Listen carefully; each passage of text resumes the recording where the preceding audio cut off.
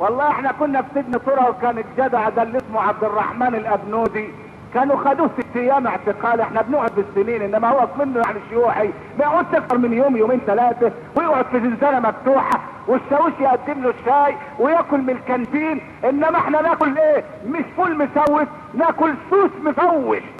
خدوا للسيد الابنودي يومين فتره، وبعدين احنا قاعدين مع ادي بلد تستحق ان الواحد يقدم لها خدمات ومواهب.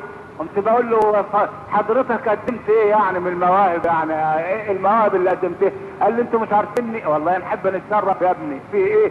قال ده انا فلان مؤلف اغنية تحت الشجر يا وهيب. ما شاء الله. ده الفتوح والتجلي ده ايه هذا يا بتاع وهيب؟ انت ايه ده؟ ايه العظمة دي يا سيدي؟ تحت الشجر يا وهيب.